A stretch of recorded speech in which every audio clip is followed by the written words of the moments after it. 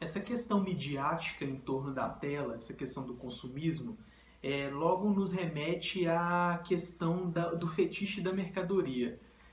Qual que é o sentido do fetiche entendido nessa questão da sociedade do espetáculo e da tela?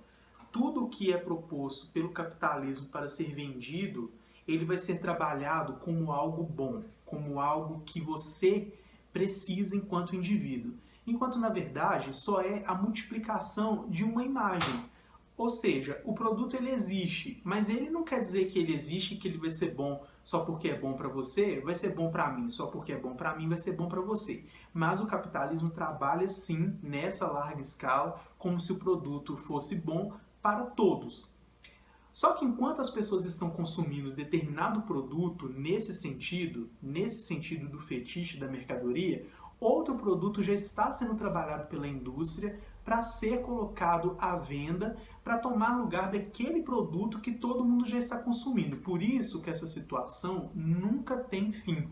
É uma situação contínua. Começa com um produto, lança um produto novo, ou lança o mesmo produto com cara de novo, com uma repaginada que às vezes as pessoas nem sentem que há uma utilidade naquilo, mas vamos comprar, tá na moda, todo mundo tem, então eu também tenho que ter. A tela, nesse sentido, falando sobre a questão da propaganda, a gente pode falar sobre a TV, que é um veículo mais midiático que temos atualmente, porque ele vende um tempo de propaganda e marketing e vive, né, sobrevive, paga suas contas, seus funcionários, justamente com esse tipo de propaganda. Justamente porque esse produto, né, esse veículo, é ele que atinge uma escala maior de pessoas na sociedade. Quando a gente fala também em tela, a gente pensa nas telas móveis, as telas que estão na palma da nossa mão. Essas telas, por exemplo, são telas que influenciam em muito a opinião das pessoas atualmente, porque as notícias elas chegam na palma da mão para a pessoa. Mas a pessoa não fica crítica a ponto de assimilar bem as ideias que são disseminadas dentro dessas notícias, né? Desse tipo de compartilhamento. Por isso nasce as fake news, porque nem tudo que é colocado para o cidadão, ou para o indivíduo, vamos colocar assim, para o sujeito, é de fato fato. Às vezes são fakes. Pensando nessa situação atual, em que a gente, né, lembra da tela, da sociedade do espetáculo, a gente pensa então o que hoje, né, o que nós vivemos hoje.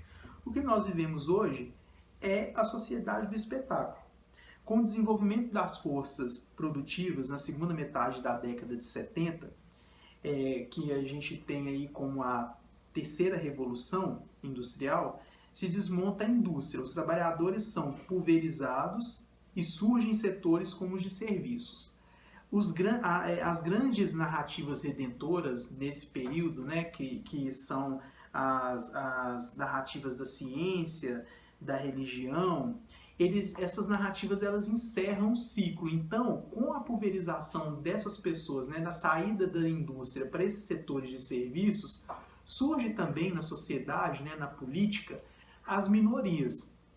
Essas minorias, então, são denominadas não pela quantidade referencial de número de pessoas, mas pela situação em desvantagem social. Essas minorias, elas passam, então, a ser representativas em termos de situações na sociedade mesmo. E elas são arrebatadas pela política, principalmente, porque a política acaba usando o discurso dessas minorias. Né? Antes, né, aquele discurso arrebatador de ciência e religião acaba dando lugar para o discurso da minoria, a política acaba tomando conta das minorias.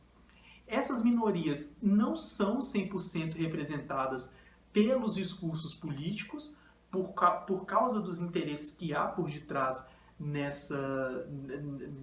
os interesses escusos, né, que há por detrás nessa representação, né, nesse arrebatamento.